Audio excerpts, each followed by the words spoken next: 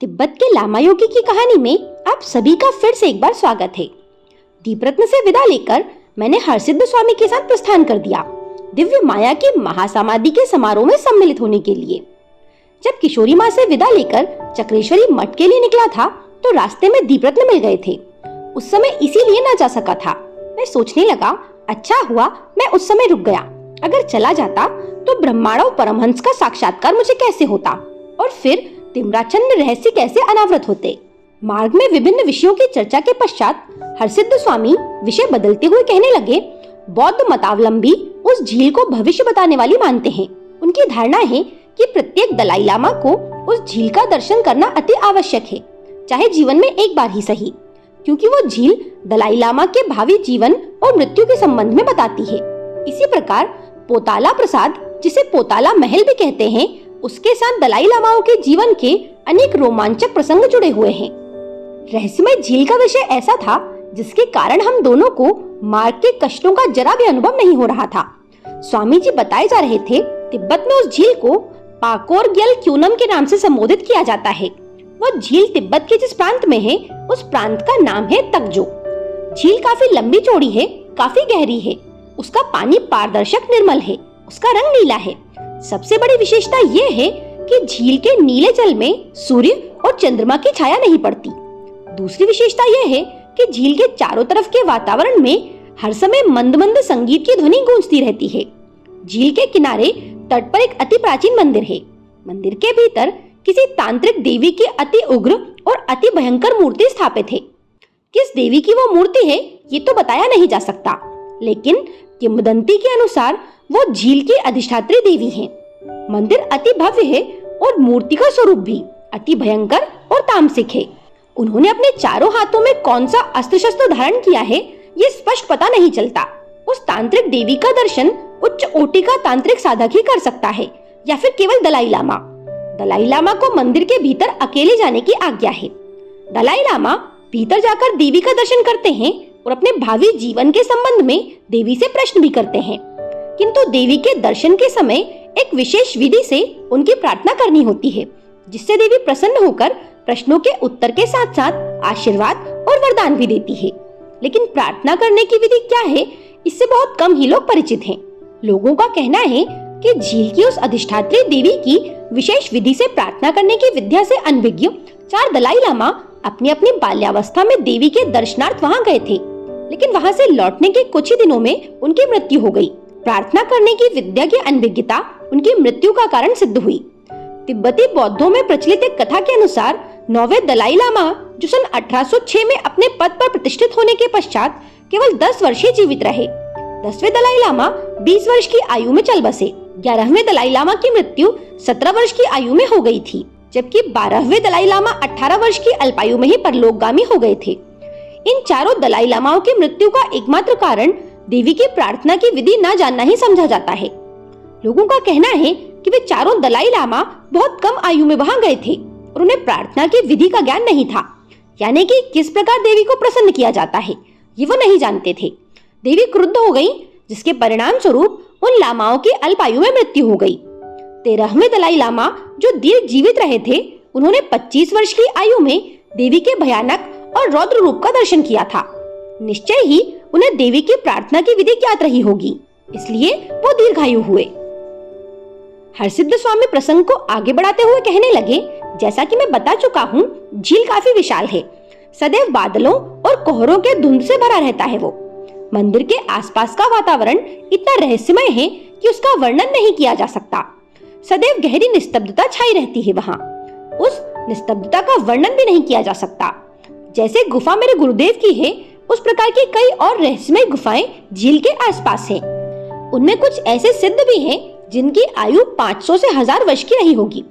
कुछ तो इससे भी अधिक आयु के हैं। वे आकाशचारी भी हैं। स्वयं मैंने 3-4 सिद्ध योगियों को आकाश गमन करते हुए देखा है।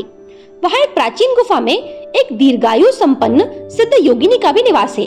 उनकी आयु कितनी है ये ठीक ठीक बताया नहीं जा सकता, लेकिन देखने में वो युवती सी लगती हैं। मैंने उसे प्रायः हर पूर्णिमा की रात्रि में आकाश मार्ग से यात्रा करते हुए देखा है। सुनने में आता है कि वो सिद्ध योगिनी पूर्णिमा की पूरी रात में सप्त तीर्थों की यात्रा पूरी कर लेती है। उसकी गुफा सदैव बंद रहती है, भीतर किसी को जाने का साहस नहीं होता। एक बार किसी प्रकार साहस करके एक महात्मा गुफा के भीतर चले गए थे। लगभग 20-25 दिनों के बाद गुफा के द्वार पर मूर्छित अवस्था में पड़े मिले। किसी प्रकार उस महात्मा को होश आया और फिर उन्होंने जो बताया उस पर सहसा किसी को विश्वास नहीं हुआ। मैंने पूछा, क्या बताया उन महात्मा ने? हरसिद्ध स्वामी बोले, वो महात्मा काफी देर तक मौन साधे एकटक आकाश की ओर निहारता रहा। फिर कहने लगा, भीतर गुफा क्या थी? एक छोटा सा सुसज्जित महल था। सामने सरोवर था जिसमें निर्मल जल भरा हुआ था। सरोवर के चारों ओर भिन्न भिन्न प्रकार के रंग बिरंगे सुगंधित पुष्पों के छोटे छोटे वृक्ष थे। सरोवर के जल में कमल खिले हुए थे। चारों ओर वातावरण में गहरी निस्तब्धता बिखरी हुई थी। सरोवर के निकट एक छोटा सा एक मंजिला बहुत सुंदर महल था, जिसमें कई दरवाजे और कई खिड़कियां थी। उन सब पर रेशमी पर्दे झूल रहे थे। मैंने डरते डरते गुफा में प्रवेश किया। थोड़ा दूर जाने पर मुझे चकाचौंध कर देने वाला प्रकाश दिखाई दिया और उसी प्रकाश के सागर में मुझे दिखलाई दिया सरोवर और वो सुंदर छोटा सा महल। धीरे धीरे चलकर महल के मुख्य द्वार पर खड़ा हो गया मैं, और फिर न जाने क्या सोचकर द्वार पर लटकते हुए रेशमी पर्दों को हटाया हाथों से और फिर भीतर झांका। और झांकते ही भीतर जो कुछ देखा उसने स्तब्ध कर दिया मुझे। मैंने उत्सुक होते हुए पूछा, क्या देखा था उन महात्मा ने? स्वामी जी बोले, महात्मा ने बताया कि वो कमरा हॉलनुमा था और गुलाबी रंग का हल्का हल्का प्रकाश चारों ओर फैल रहा था। कमरे के एक और छोटे छोटे कई सिंहासन रखे थे जो सोने के थे और उनमें कीमती पत्थर जड़े हुए थे। वे कीमती पत्थरों से विभिन्न रंग की रश्मियां फूट रही थी और सभी सिंहासनों पर छोटे कद काठी के साधु सन्यासी बैठे हुए थे। उन सभी की दाढ़ी काफी लंबी थी और सिर के बाल सिंहासन के चारों ओर बिखरे हुए थे। सभी नग्न थे, बस गले में किसी चमकदार पत्थर की माला पहने हुए थे। उनकी आंखें साधारण आंखों से चौगुनी बड़ी थीं। उनकी आंखों की पलकें झपकती नहीं थी। वे सभी एकटक स्थिर नेत्रों से सामने देख रहे थे। किसी के शरीर का कोई अंग हिल नहीं रहा था। ऐसा लगता था उनका शरीर मृतवत है। वे सभी साधु सन्यासी जिस ओर अपलक देख रहे थे, वहाँ एक रत्न जड़ित खूब लंबा चौड़ा राजसी सिंहासन था, जिस पर एक परम सुंदरी युवती नेत्र बंद किए हुए पद्मासन की मुद्रा में बैठी हुई थी। युवती का मुखमंडल तेजोमय था। उसके चौड़े मस्तक के मध्य से नीले रंग की प्रकाश किरणें फूटकर बाहर निकल रही थी, जिसके कारण उस परम सुंदरी का मुखमंडल और अधिक देदीप्यमान हो रहा था। अभी मैं उस युवती की ओर मुग्ध भाव से अपलक निहार रहा था कि तभी मेरी दृष्टि अपने आप घूम गई सिंहासन के पीछे। हे भगवान, ये कौन सा दैत्याकार मानव देखा मैंने देखा सिंहासन के पीछे लगभग 8 फुट लंबा एक अति बलिष्ठ पुरुष स्थिर भाव से खड़ा था। उसका कंधा काफी चौड़ा था और छाती भी ऊंचाई के अनुसार काफी चौड़ी थी। उसका सिर साधारण मनुष्य से 6 गुना बड़ा था।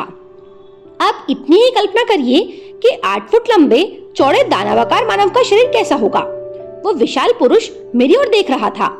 उसकी आंखों में किसी प्रकार का भाव नहीं था, न घृणा का, न द्वेष का, न आक्रोश का। मैं उसकी आंखों से निकलने वाली ऊर्जा को सहन कर सकने में असमर्थ था।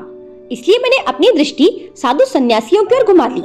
लेकिन ये क्या, सिंहासनों पर विराजमान साधु सन्यासी अपने अपने स्थान पर धीरे धीरे छोटे होते हुए जा रहे थे और अंत में वे अपने अपने सिंहासनों में समा गए। और तभी मुझे अपने शरीर पर किसी के हाथ का स्पर्श महसूस हुआ। से घुमाकर देखा तो एक बार भय से कांप गया मैं। उस दैत्याकार मानव ने अपने स्थान पर खड़े खड़े ही अपना लंबा हाथ बढ़ाकर मुझे पकड़ लिया था। दूसरे ही क्षण पीड़ा से कराह उठा मैं। फिर होश नहीं रहा मुझे, मैं चेतना शून्य हो गया। वो महात्मा इस समय कहाँ हैं? ये पूछने पर स्वामी जी आकाश की ओर उंगली उठाते हुए धीमे स्वर में बोले, 2-3 मास जीवित रहने के बाद उसकी मृत्यु हो गई। मैं ये सुनकर हैरान था, लेकिन क्या ये पूरा सच था या फिर इससे कोई अन्य प्रसंग भी जुड़ा हुआ है? ये जानने के लिए आप अगला वीडियो जरूर देखें। मेरे साथ बने रहने के लिए आप सभी का धन्यवाद।